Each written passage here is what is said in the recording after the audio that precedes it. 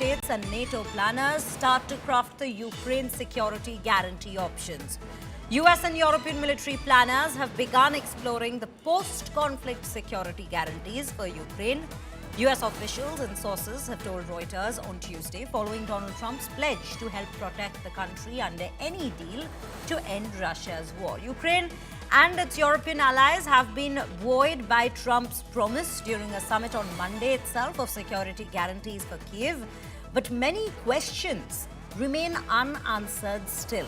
Pentagon is planning for the US support beyond weapons. In fact, what's on the cards is European troops in Ukraine. NATO military leaders are to discuss the guarantees further at this given point. That's what we are learning. And Pranay Upadhyay, in fact, joins me on the broadcast to put it into further context. Pranay, let's try and understand here what are the security guarantees that we are looking at, especially the ones that the US says will be helping out beyond weapons. Shreya, this remains a bigger question, and there are further red lines being drawn by the Russian side as well, because recently the statement from the Russian Foreign Minister, Sergey Lavrov, he said that bringing of NATO troops on Ukrainian soil as part of a peace guarantee or any possible peace deal will not be acceptable to Russia. So definitely the US has to work out an arrangement which goes beyond the weapon supply to ensure the security guarantee for Ukraine, because Ukrainian President Volodymyr Zelensky clearly mentioned that the security guarantees which were offered in 1994 to Ukraine by the US leadership definitely did not work, and since then in 2014 they lost Crimea. Since 2022 the Special Military Operation by Russia is still there. The map which was put up by the White House during the meeting in the very room clearly indicates that around 20% of the Ukrainian territory is in Russian occupation currently, and therefore Ukraine wants a peace guarantee or a peace deal or a security guarantee in this matter. As being reported by certain media outlets in the United States, the U.S. Secretary of State and President Donald Trump's National Security Advisor, Marco Rubio, will be heading a committee wherein the Ukrainian leaders, Ukrainian representatives, as well as the NATO and European leaders will be part of that effort to ensure that what security guarantees could be. As part of the security guarantee, what is being talked about is that a possibility of European troops in some form or other in Ukraine to put up a credible deterrence, that further advancement or further action by Russia would not take place, or should have a credible deterrence to ward off any possible action by Russia on Ukrainian soil. So this remains a larger issue.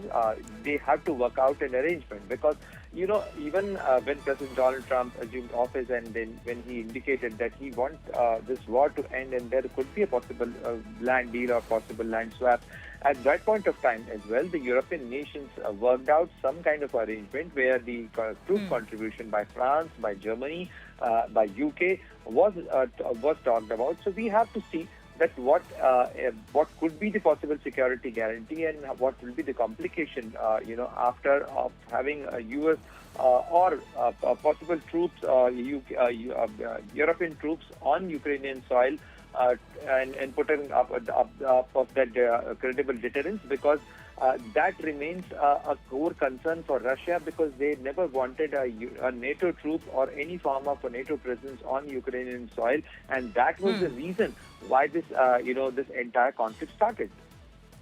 Absolutely, Pranay. And when we speak of the current scenario, let's also try and understand what extent shall the European Union leaders and the European leaders, as well as the United States, what extent shall they be going to in fact help Ukraine out in the situation, and the impact that a US involvement in this entire situation might have? A very pertinent point, Shreya, here, because the safety, the security concerns of Ukraine are not limited to Ukraine itself. Larger, the involvement of European security is also involved in it.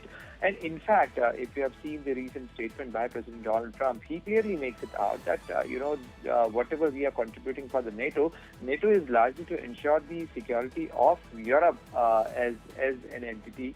And therefore, Europe has to contribute a lot. What they can contribute, definitely, we have seen in terms of more contribution for the NATO, NATO, the financial contribution, because the 5% of the GDP has already been pledged by the European state for the contribution to NATO, besides the United States contribution. And to match that up, and besides that, they have also worked out some kind of a troop arrangement, because one thing is clear, that a NATO inclusion of Ukraine is not on the agenda. That cannot be done. That is a red line drawn by not only Russia, but that is also a kind of red line drawn by US itself.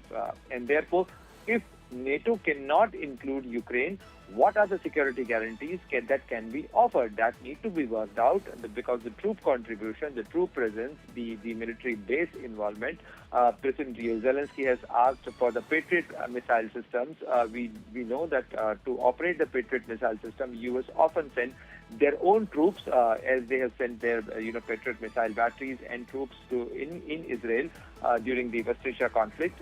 So whether US would be contributing to Patriot missile system along with their troops and their personnel, or they are going to train the Ukrainian troops, how the Ukrainian, how the European nations are going to contribute to this thing, that is the thing which needs to be worked out ahead of this Absolutely. of any possible peace deal. Absolutely, Pranav.